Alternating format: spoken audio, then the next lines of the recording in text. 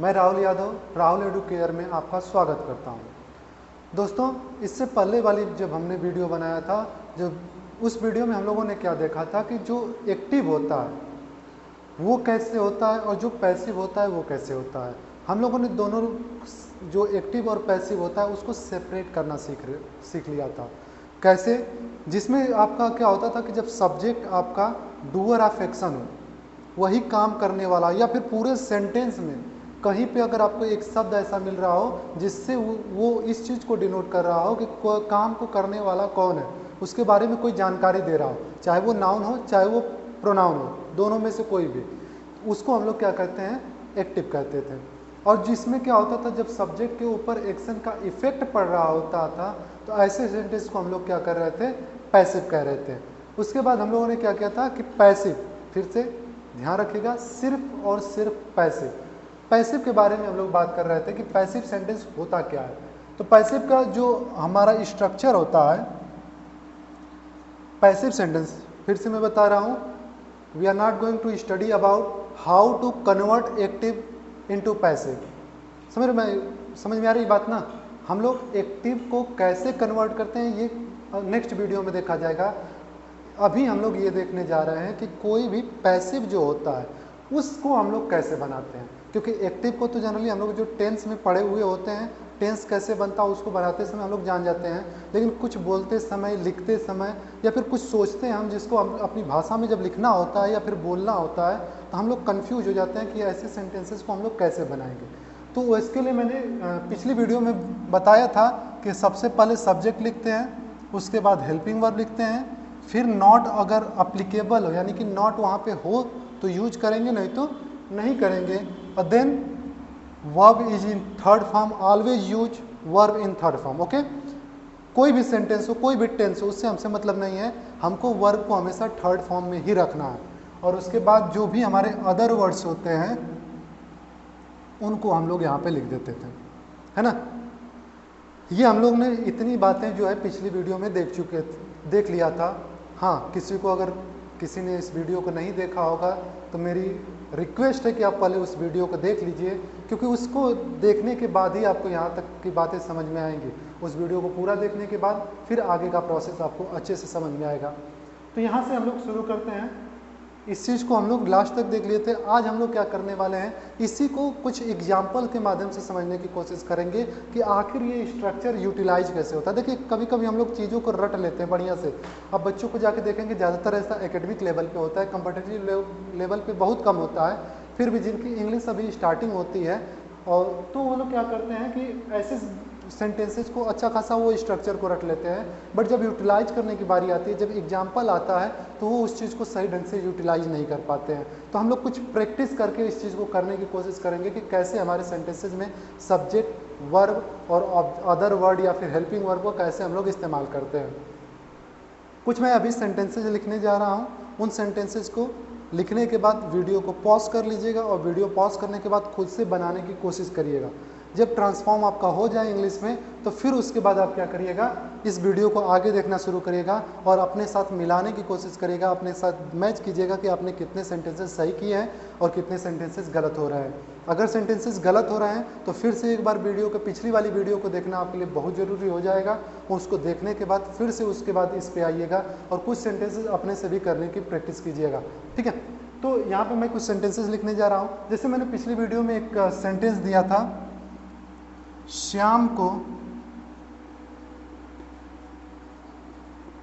पढ़ाया जाता है। श्याम को पढ़ाया जाता है। दूसरा सेंटेंस है, आइसक्रीम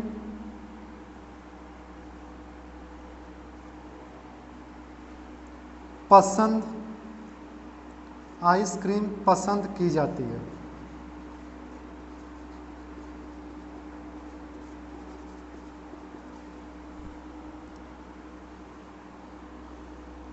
चोर को पकड़ लिया गया है।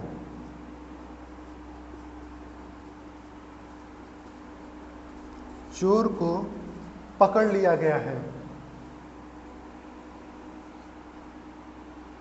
हर वर्ष सॉरी प्रत्येक वर्ष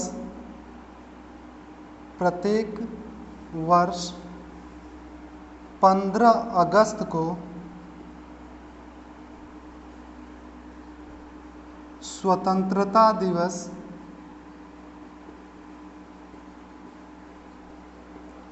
मनाया जाता है।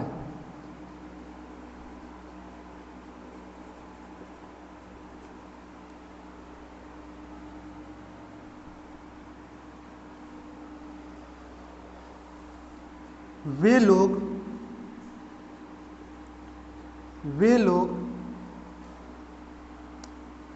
आपको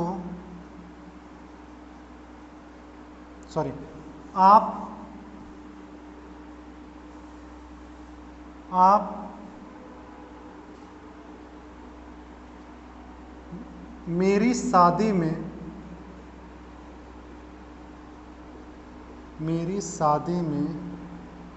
आमंत्रित हैं।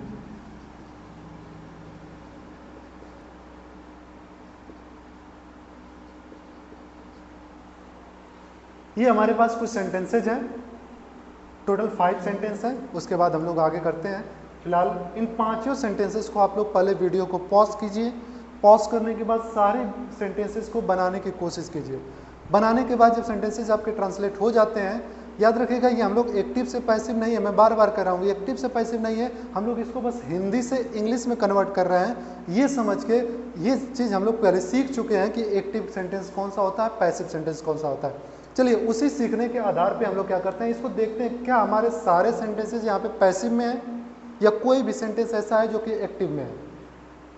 श्याम को पढ़ाया जाता है, what is verb here, it is पढ़ाया जाना, है ना, वर्ब है पढ़ाया जाना। अब मैंने आपको बताया था कि आप क्वेश्चन कीजिए कौन पढ़ाता कौन है, तो पूरे सेंटेंस में कहीं पे भी आपको नहीं लिखा हुआ है कि पढ़ाता कौन है। हाँ, पढ़ता कौन है, यानी कि इस वर्ब का इफेक्ट किसके ऊपर पड़ रहा है, ये साफ साफ दिया हुआ है। तो ये आपका क्या हो गया, पैसिव हो गया। आइसक्रीम पसंद की जाती है, पसंद करना आपका क्या है, वर्ब है। कौन पसंद करता है ये नहीं पता है, बच्चों के द्वारा पसंद की जाती है, बड़ों के द्वारा पसंद की जाती है, सबके द्वारा पसंद की जाती है, यहाँ पे कुछ नहीं लिखा हुआ है, तो ये आपका क्या हो जाएगा, पैसिव हो जाएगा।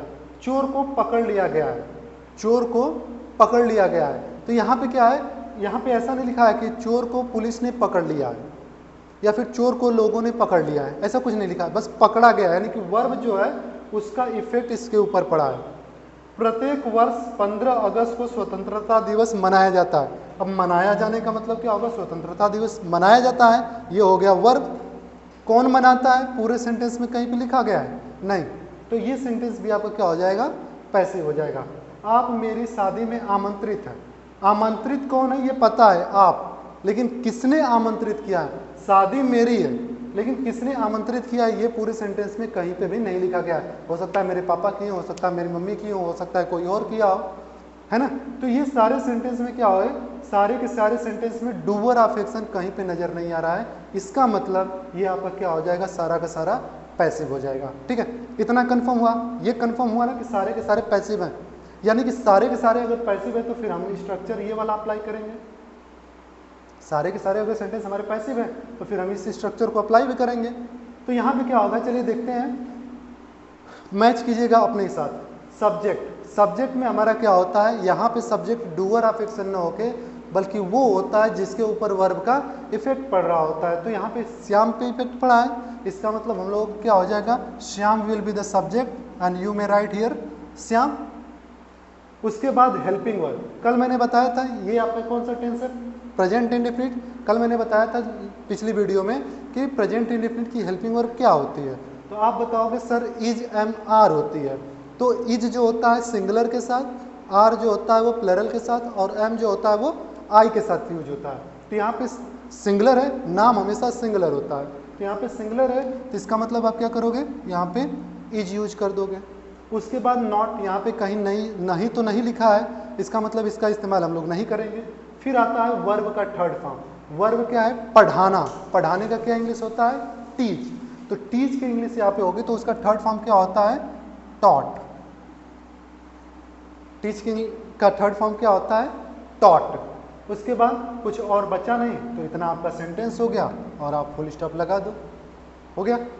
नेक्स्ट देखते हैं, आइसक्रीम पसंद की जाती है, तो किसको पसंद किया गया? आइसक्रीम। तो ice cream will be subject here, okay.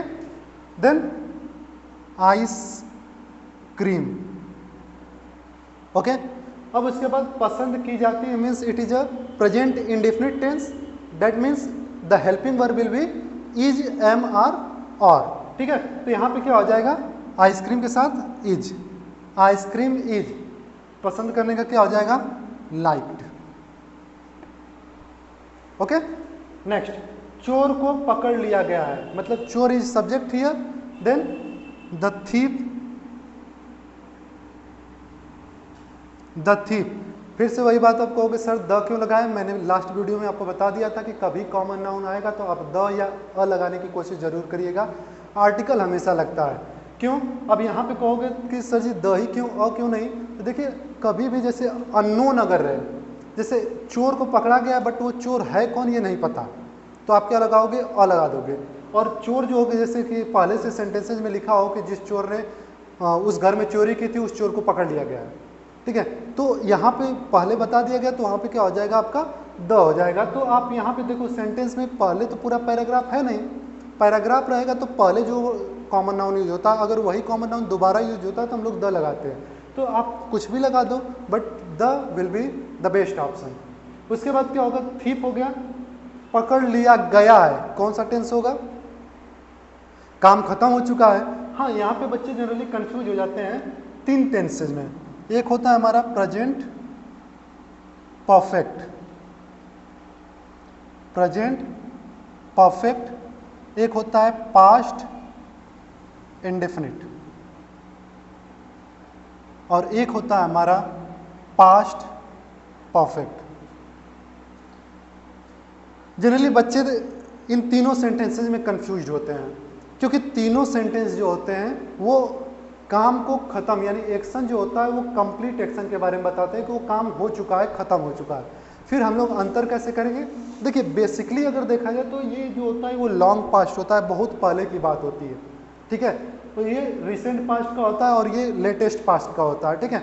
But ऐसे अगर सेंटेंस लिखा हुआ है तो हमको फिर वो सेंटेंस तो बोलेगा नहीं कि ऐसा है कि मैं पहले की बात हो चुका हूँ, बहुत पहले का, मेरे लिए हैड यूज करना, यानी कि पास्ट परफेक्ट यूज करना, है ना, ऐसा कुछ तो है नहीं। तो हम लोग पहचानेंगे कैसे? जो हमारा प्रेजेंट परफेक्ट है, याद रखिएगा पहली कंडीशन, ये तीनों टेंस होने का पहला कंडीशन है काम खत्म हो चुका होना चाहिए। उसके बाद दूसरी कंडीशन में क्या होगा? दूसरी कंडीशन ये होती है कि इसमें क से लेके गया तक कुछ भी हो, पीछे क्या लगा रहता है, हो, हूँ। पीछे क्या लगा रहेगा? है, हो, हूँ। इस तरीके का अगर कुछ लगा रहता है तो समझ लीजिए वो आपका प्रेजेंट परफेक्ट है, ठीक है। उसके बाद अगर पास्ट इंडेफिनिट की बात करें तो ये क से लेके गया तक कुछ भी लग सकता है, ठीक है। क से लेके गया तक कुछ भी होगा वो आपका पास्ट इंडेफिनिट होगा।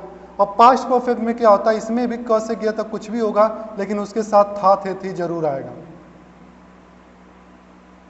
था, थे, थी जरूर आएगा।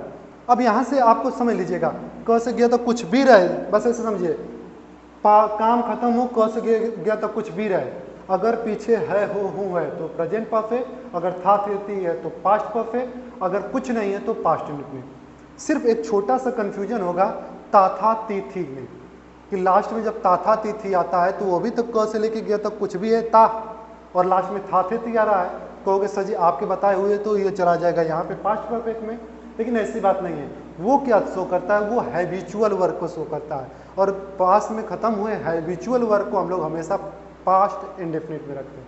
बात समझ में आया? तो आप एक तरीके से एक्सेप्शन के तौर पे याद कर सकते हो, बट हालांकि एक्सेप्शन होता नहीं है, लेकिन आप एक तरीके से याद कर सकते हो कि ता, था, ती, थी जब भी रहेगा तो वो पास्ट इंडेफिनिट में, उसके अलावा कोई भी था, थे, थी का मिल जाएगा, काम खत्म हुआ, पास्ट परफेक्ट में हो जाएगा, ठीक है।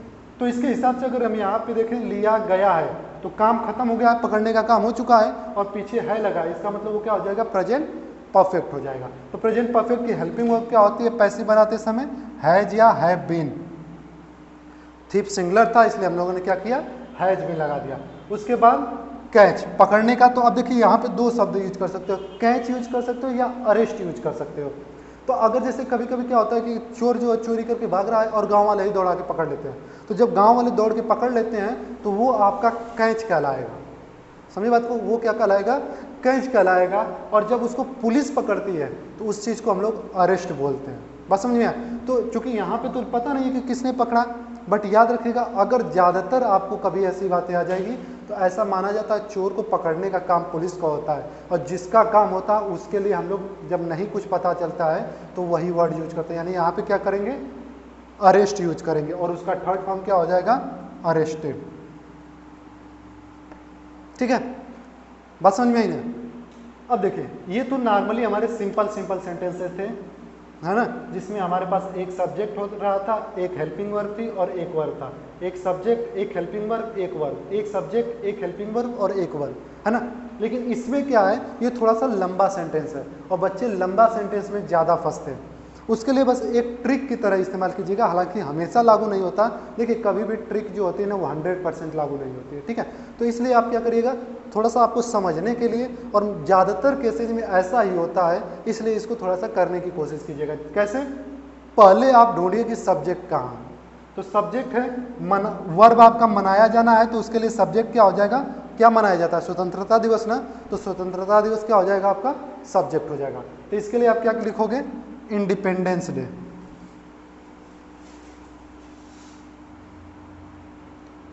इंडिपेंडेंस डे, ये हो गया हमारा सब्जेक्ट। जाता है यानी कि प्रेजेंट इंडेफिनिट है, प्रेजेंट इंडेफिनिट में इज एम आर लगता है, तो प्रेजेंट इंडेफिनिट में अगर इज एम आर लगेगा तो इसका मतलब क्या हो जाएगा, इसका मतलब ये हो जाएगा कि ये आपका क्या होगा, इंडिपेंडेंस डे इज मनाया जाने के लिए क्या हो जाएगा, सेलिब्रेटेड, इज सेलिब्रेटेड। उसके बाद देखिए हमेशा पहले सब्जेक्ट, फिर हेल्पिंग वर्ब, फिर मेन वर्ब। इतनी बातें आपको कितना भी लंबा सेंटेंस हो ना, ये चीज पहले ढूंढा कीजिए, पहले सब्जेक्ट, फिर हेल्पिंग वर्ब, फिर मेन वर्ब। उसके बाद क्या कीजिए, पीछे से रिवर्स मार जाइए। रिवर्स करते समय जो पहले आएगा उसको पहले लिखिए, जो आगे आएगा उसको बाद में लिखते जाइएगा। जैसे हमने स्वतंत्रता दिवस मनाया जाता है, यह पूरा लिख लिया है, लिख लिया ना। अब हमारी बारी किसकी आएगी, इधर से अगर हम जाएंगे तो 15 अगस्त, तो 15 अगस्त के लिए क्या लिख देंगे, 15 अगस्त।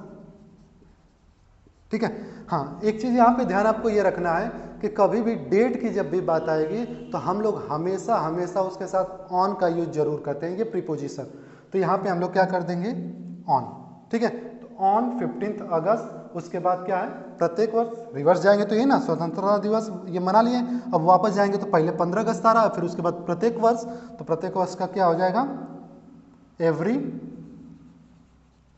Year, every year. बात समझ में आया? इसमें लास्ट वाले में देखिए, आप मेरी शादी में आमंत्रित हैं, आप मेरी शादी में आमंत्रित हैं। अब यहां पे सेंटेंस क्या होगा, फिर वही बात है, वर्ब आमंत्रित हुआ है, कौन हुआ है, आप हुए, है ना। तो यहाँ पे यू लगेगा, आपका क्या होता है, यू। उसके बाद आमंत्रित है, अब इसका टेंस कौन सा है, कौन सा टेंस है, तो याद रखिएगा ये किस में आपका आएगा, प्रेजेंट में आएगा। ठीक है, प्रेजेंट इंडेफिनिट में। तो इसका क्या करेंगे, हाँ एक चीज़ और ध्यान रखिएगा, इसको सेंस को भी आपको पकड़ना पड़ेगा। इसको दोनों सेंटेंस में आप परफेक्ट में भी यूटिलाइज कर सकते हैं। अगर ये सोचे कि निमंत्रण देने वाला काम तो हो चुका है, बात समझ में आया, तो उस सेंस में आप कर सकते हो। बट अगर दूसरा सेंस आप सोचो तो आमंत्रित हैं, आमंत्रित हैं इसका मतलब अभी शादी खत्म नहीं हुई है ना, तो आमंत्रण तो अभी खत्म ही नहीं हुआ। जिस दिन शादी खत्म हो जाएगी उस दिन आमंत्रण खत्म हो जाएगा, उसकी कोई वैल्यू नहीं रह जाएगी। तो इसलिए क्या हो जाएगा आपका, अभी यानी कि काम खत्म नहीं हुआ, काम खत्म नहीं हुआ तो आप कहोगे कि ये तो प्रेजेंट परफेक्ट हो ही नहीं सकता, क्योंकि वो काम खत्म को बताता है। इसलिए इसको आप किस में रखोगे, हमेशा प्रेजेंट इंडेफिनिट में। बात समझ में आया? तो यहाँ पे क्या हो जाएगा, यू के साथ फिर आर लगेगा, उसके बाद इनवाइटेड, यू आर इनवाइटेड, उसके बाद फिर उल्टा चलिए। ठीक है, तो मैं क्या हो जाएगा, इन। अब कहोगे सर शादी लिखे, लेकिन ऐसा मत कीजिएगा, क्योंकि जो पसेसिव एडजेक्टिव होता है ना, जैसे माई हुआ, हिज हुआ, अवर हुआ, तो इन सबों को हमेशा जो जिस नाउन के साथ होते हैं उन नाउन के साथ हमेशा एक साथ लिखते हैं। यानी कि मेरी शादी आप एक साथ लिखोगे, इन माई वेडिंग, ये आपका कंप्लीट हो गया।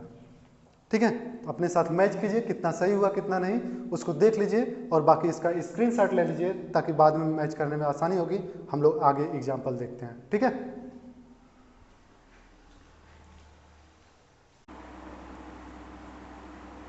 एक नई कार खरीदी गई थी।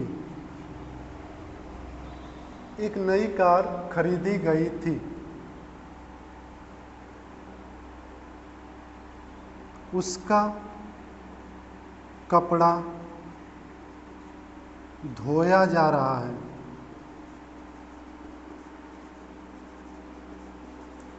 उसका कपड़ा धोया जा रहा है।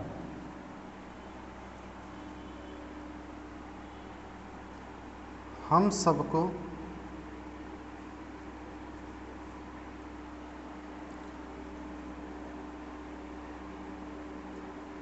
अलग किया जा रहा है।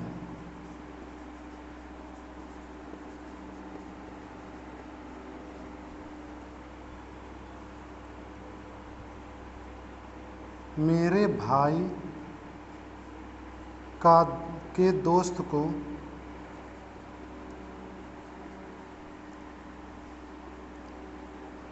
सजा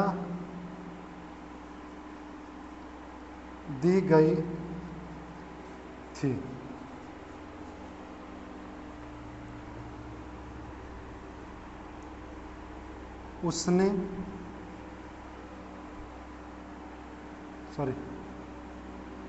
उसको यहाँ काम करने के लिए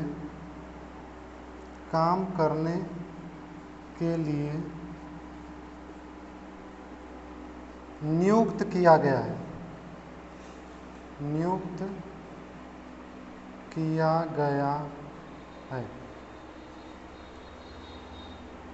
ये हमारे सारे सेंटेंसेज हैं। ठीक है, एक नई कार खरीदी गई थी, खरीदने का काम हुआ है, कौन खरीदा नहीं पता, it means it is in passive. उसका कपड़ा धोया जा रहा है, धोने का काम हुआ है, but who is the doer of action, there is no clue, है ना। इसका मतलब ये भी क्या हो जाएगा, पैसिव। हम सबको अलग किया जा रहा है, काम अलग होने का हो रहा है, कौन कर रहा है नहीं पता।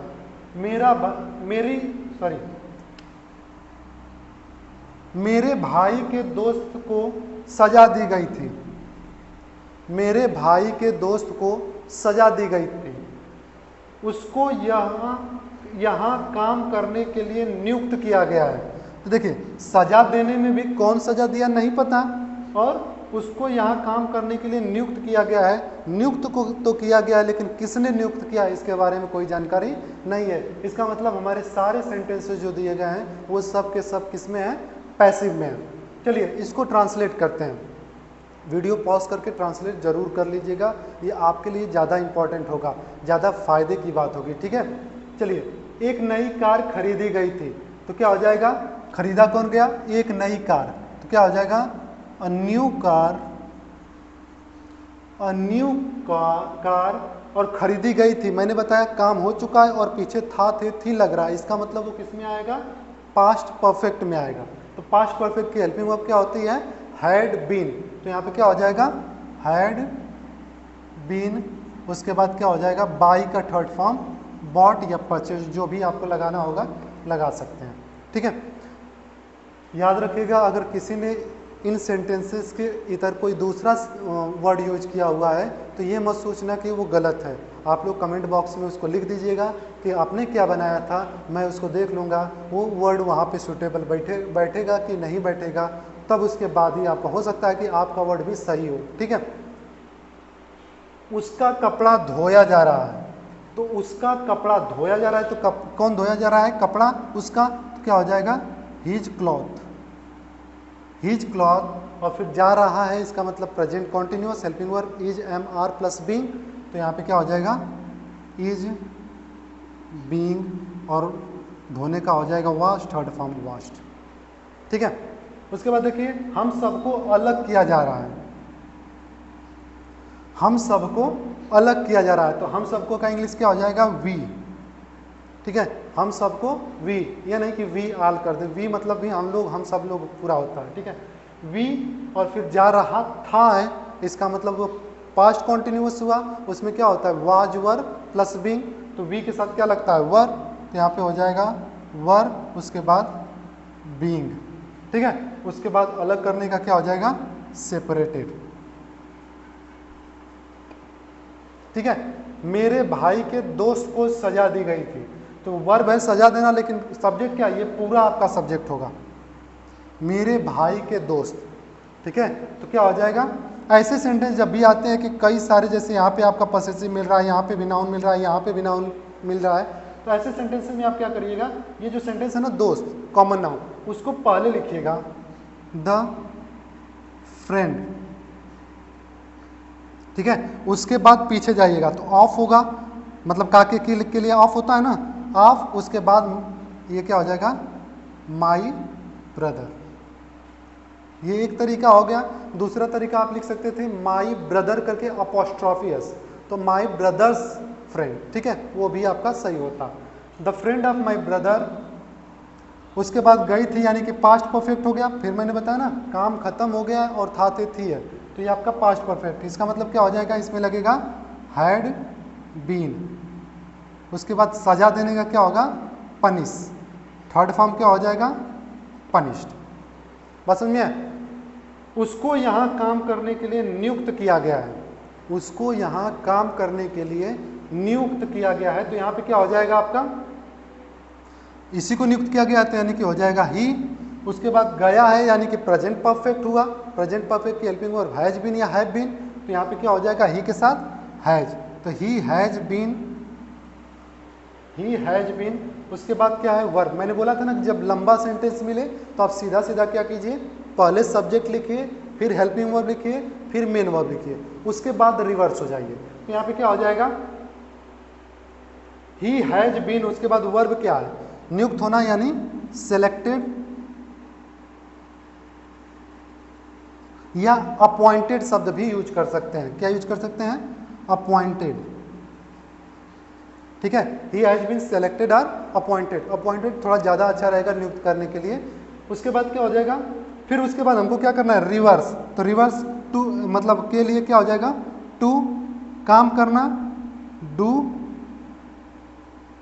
वर्क, ठीक है। उसके बाद यहाँ यानी हियर, ठीक है, एकदम पहले उसको, फिर उसके बाद हेल्पिंग वर्ब, फिर वर्क, उसके बाद के लिए का टू, करने का डू, काम का वर्क, यहाँ का हियर, यानी रिवर्स में चलेंगे। तो याद रखिएगा 100% सारे सेंटेंसेज ऐसे नहीं होंगे, लेकिन मैक्सिमम सेंटेंसेज जो होंगे अगर शुद्ध बोले जा रहे हैं तो ऐसे ही होंगे, लेकिन घुमा के बोले जा रहे हैं तो उसमें थोड़ी सी चेंजेस हो जाती हैं। तो फिलहाल ये आपका पूरा हो गया, हम लोग ने 10 क्वेश्चंस को लेकर उसको प्रैक्टिस किया, आप भी थोड़ा सा और ज़्यादा क्वेश्चन को करने की कोशिश कीजिएगा, कहीं पे फंसिएगा तो कमेंट बॉक्स में ज़रूर लिखिएगा, चैनल को सब्सक्राइब कीजिए, जितना ज़्यादा से ज़्यादा हो सके उसको शेयर कीजिए, लाइक कीजिए, और कोई भी प्रॉब्लम आपको आती है इसमें समझने में तो कमेंट अवश्य कीजिए। Thank you.